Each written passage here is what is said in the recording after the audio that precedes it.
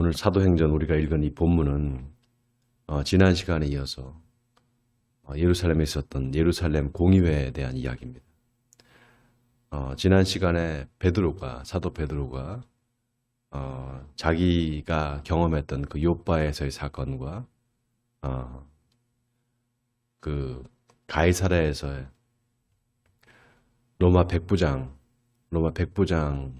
갑자기 이름이 생각이 안 나네요. 고넬료죠, 고넬료. 고넬료 집에서 하나님의 복음을 증거할 때, 예수님의 복음을 증거할 때 성령이 내려오는 것을 보고 이방인들에게도 하나님께서 성령을 주시고 이방인도 구원하신다, 이렇게 많은 사도들 앞에서 그렇게 얘기를 하잖아요.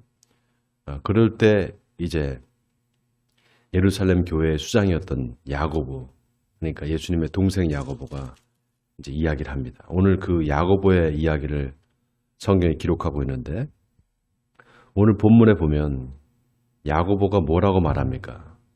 형제들아, 내 말을 들으라 하면서 14절에 하나님이 처음으로 이방인 중에서 자기 이름을 위할 백성을 취하시려고 그들을 돌보신 것을 시므온이 말하였으니, 여기 시므온은 누구를 말하는 겁니까? 바로 시몬 베드로를 말하는 거죠. 그러면서 선지자의 이야기를 합니다. 선지자의 말씀이 이와 일치하도다, 그렇게 말합니다. 그러면서 16절부터 이제 아모스서 9장 11절, 12절 말씀을 인용하면서 이렇게 말을 하는데요. 아모스서 9장 11절, 12절 말씀을 그대로 이제 인용을 합니다. 16절, 17절인데요. 이후에 내가 돌아와서 다윗의 무너진 장막을 다시 지으며 또 그 허물어진 것을 다시 지어 일으키리니 이는 그 남은 사람들과 내 이름으로 일컬음을 받는 모든 이방인들로 주를 찾게 하려 함이라 하셨으니, 즉 예로부터 이것을 알게 하시는 주의 말씀이라 함과 같으니라. 자, 지금 아모스 선지자 시대의 아모스가 이스라엘 백성에게 했던 그 예언의 말씀을 지금 야고보가 인용하면서 말을 한 겁니다. 아모스가 이르기를 이제 하나님께서 이스라엘 백성들을 다 흩으시고 어디 나라의 포로로 잡혀가게 하셨다가 다시 이스라엘을 회복시키는 날이 올 텐데, 그때 이스라엘 백성들뿐만이 아니라 이방인들도 주를 찾는 이방인들이 있을 거고 그들도 하나님께서 구원하실 거다라는 말씀을 하신 게 있습니다. 그 말씀을 인용하면서 지금 그 말씀이 이루어졌다, 이렇게 말합니다. 참 이 야고보의 이 변론이 참 놀라운 게요. 이렇게 여러 가지 변론이 있고 다툼이 있을 때 야고보는 지금 뭘 보는 겁니까? 하나님의 말씀을 보는 거예요. 하나님의 말씀이 기준이라는 겁니다. 다른 사람들의 말이 아니라, 갑론을박을 할 것이 아니라 하나님의 말씀이 뭐라고 쓰여져 있는가, 그걸 보자는 거죠. 그러면서 야고보 사도는 아모스 선지자의 말을 딱 붙잡습니다. 그 하나님의 말씀이 예전에 그 선포된 그 말씀이 지금 이루어졌다는 겁니다. 그러면서 이방인들한테 어차피 하나님께서 이방인들을 구원하실 그 계획이 예전부터 있었다, 지금 당장 있는 것이 아니라 예전부터 있었고 이제 그게 이루어진 거다, 이렇게 말합니다. 그러면서 18절에 즉 예로부터 이것을 알게 하시는 주의 말씀이라 함과 같으니라. 옛날부터 그 말씀이 있었다라는 거예요. 그러면서 자기 의견에는, 그러므로 내 의견에는 19절에 이방인 중에서 하나님께로 돌아오는 자들을 괴롭게 하지 말고 다만 우상의 더러운 것과 음행과 목매어 죽인 것과 피를 멀리하라고 편지하는 것이 옳으니 이는 예로부터 각 성에서 모세를 전하는 자가 있어서 안식일마다 회당에서 그 글을 읽음이라 하더라. 옛날부터 아모스의 그 말씀이 회당에서 읽혀졌다는 거죠. 그 회당에서 읽혀진 말씀이 이제 지금 우리가 살고 있는 이 시대에 이루어졌기 때문에 이제 이방인들을 괴롭게 하지 말고 오직 두 가지만 금하게 하자. 첫째, 더러운 우상, 우상의 더러운 것. 이게 말하자면 우상한테 바쳤던 제사 음식을 말하는 거죠. 그 제사 음식, 그거는 먹지 말게 하고, 그 다음에 목매어 죽인 것, 또 피를 멀리하라. 피채 먹지 말라는 거죠. 재물을 피채 먹지 말라. 그것만 편지해서 그것만 좀 금하게 하자. 나머지는 다 허용해 주자, 이 말 한 겁니다. 여러분, 야고보가 지금 이 야고보의 말에 워낙에 야고보가 예루살렘 교회 수장이었지만 야고보의 말에 권위가 있는 이유가 뭡니까? 바로 하나님의 말씀을 딱 인용해서 그 말씀이 이루어졌다 이렇게 딱 하니까 말씀에 그 권위가 있잖아요. 하나님 말씀에. 거기에 모두 다 수긍하고 따르게 된 겁니다. 만약에 야고보의 이 변론과 결정이 없었다면 아마 우리는 지금도 돼지고기 같은 거 못 먹었을 겁니다. 유대인들과 같이. 그리고 또 할례도 받았어야 될 거예요. 이게 복음이 증거되고 전파되기 위해서 여러 가지 걸림돌이 될 수 있는 것들을 다 이렇게 치워주는 겁니다. 누가 치워줬을까요? 바로 성령께서.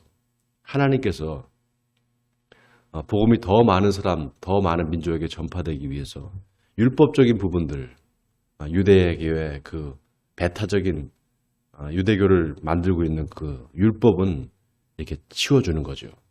왜냐하면 여러분, 우리가 이 세상에 우리만 사는 게 아니잖아요. 수없이 많은 민족들이 다 살고 있고 또 나라가 또 인종별로 더 많은 어떤 다른 문화들이 있단 말이죠. 그러니까 각자 다른 문화에 살았던 사람들이 어떻게 다 똑같이 살 수가 있겠어요? 똑같은 행동 양식을 어떻게 할 수가 있겠습니까? 그러니까 조금 받아들일 거는 받아들이고 허용할 거는 허용하면서 그렇게 이어온 종교가 바로 기독교입니다. 그러니까 기독교는 어찌 보면 끊임없이 이방의 문화들과 부딪히면서 거기서 타협점을 찾고 거기서 이렇게 중요한 부분, 그러나 별로 중요하지 않은 부분들은 서로 타협해가면서 이렇게 왔던 것이 바로 기독교입니다. 그렇기 때문에 기독교의 교리를 내가 목숨 걸고 수호하겠다. 그런 교리주의자들이 있잖아요. 교리주의자들이 있습니다. 원리주의자들. 이슬람도 그렇고 기독교도 그렇고 또 카톨릭도 그렇습니다. 또 각 교파별로 이거는 내가 지켜야 되겠다. 이것만은 우리가 양보하지 못한다. 이런 것들이 다 있습니다. 그러나 우리가 오늘 이 본문을 보면서 좀 생각해 봐야 될 게 있습니다. 그리스도의 복음이 다 전 세계의 모든 민족과 모든 인종에게 다 전파되기 위해서 걸림돌이 되는 것이 무엇인가? 그거를 우리가 생각해야 됩니다. 만약에 이것 하나만 치워주면 다른 한 민족이 또는 다른 한 나라가 복음화될 수 있다면 그것을 하나님께서 어떻게 하실까를 생각해 보라는 겁니다. 그런 것들이 한 나라 안에서도 또 한 민족 안에서도 또 한 세대 안에서도 다를 수가 있습니다. 여러분 지금 우리 대한민국에 여러 세대들이 같이 살잖아요. 젊은 세대도 있고 나이 드신 세대도 있고. 그런데 젊은 세대와 나이 든 세대가 서로 소통이 잘 안 돼요. 왜냐하면 벌써 언어가 다릅니다. 말은 똑같이 한국말을 쓰지만 사용하는 그런 단어나 그런 뉘앙스나 이런 게 다 달라요. 그렇기 때문에 서로 같은 나라 같은 민족이라도 서로 문화가 다른 겁니다. 젊은 세대들의 문화가 다르고 기성세대들의 문화가 달라요. 여자와 남자가 다르고 심지어는 우리나라에 수많은 외국 사람들이 와서 살잖아요. 제가 학교 끝나고 강의가 끝나고 좀 걸어서 이렇게 산책하려고 광화문 쪽으로 이렇게 갔었어요. 외국 사람들이 얼마나 많은지요. 그리고 홍대 앞을 한번 여러분 가보세요. 저녁에 홍대 앞에 한번 지나가 보십시오. 외국 사람들이 거의 3분의 2가 됩니다. 한국 사람들이 별로 없어요. 다 외국인들이에요. 얼마나 우리나라가 정말 이 다문화, 다민족 사회가 되는지 모릅니다. 그런 사람들에게 복음이 증거되기 위해서 어떻게 될 거냐 말이죠. 우리에게 지혜가 필요한 겁니다. 하나님께서 오늘 이 사도행전 15장에 나오는 이 말씀을 통해서 야고보가 한 말, 이 말을 통해서 우리에게 지금 주시는 메시지가 있습니다. 하나님의 말씀을 먼저 비춰서 하나님의 말씀이 무엇인가, 그 하나님의 말씀을 기준으로 삼으라는 겁니다. 그 하나님의 말씀이 내 삶에 지금 이루어지고 있다는 거죠. 그거를 볼 수 있는 눈이 있어야 되고요. 그 다음에 복음이 전파되기 위해서 걸림돌이 될 것이 무엇인가. 내가 어떤 한 사람에게 복음을 증거하는데 그 사람이 그 얘기를 듣고 나는 이런 것 때문에 내가 예수를 못 믿겠구나 하는 것이 혹시 있다면 그 장애물을 치워주라는 겁니다. 간단하게 얘기해서 이런 것도 있겠죠. 많은 사람들이 저한테 질문을 해요. 목사님, 그 예수 믿으려면 담배도 끊어야 되고 술도 그거 안 먹어야 되는 거 아닙니까? 그렇게 질문을 제가 참 많이 받았어요. 목회를 하면서. 근데 제가 그때마다 그렇게 말합니다. 술을 먹고 담배 피고 그러는 거에 대해서 그거를 담배 피고 술 먹는 것 때문에 예수를 못 믿는다. 그렇지는 않다고. 괜찮다고. 그러나 하나님을 잘 믿게 되면 이제 그런 것들이 필요 없어지고 끊게 됩니다. 이제 그렇게 얘기를 합니다, 저는. 신앙이 성숙해지면 그런 것들이 필요 없게 되겠죠. 이제 어린아이들이, 청소년들이 담배를 피는 거는요, 어른이 되고 싶어서 그래요. 어른이 되고 싶어서 그렇잖아요. 그런데 더 어른이 되면 이제 담배를 끊게 되는 거죠. 자기 몸에 해롭다는 걸 알기 때문입니다. 그런 식으로 우리가 신앙 생활을 할 때 어떤 한 사람의 신앙이 우리 기준에 미치지 못한다. 그래서 저 사람은 예수 믿기가 어렵다 이렇게 생각할 것이 아니라 그 사람이 아직 예수님을 믿지 않기 때문이다. 이렇게 긍휼한 마음을 가져야 됩니다. 그리고 예수를 믿으면 바뀔 것이다. 이런 믿음이 있어야 돼요. 그러면 한 영혼을 구원해낼 수 있습니다.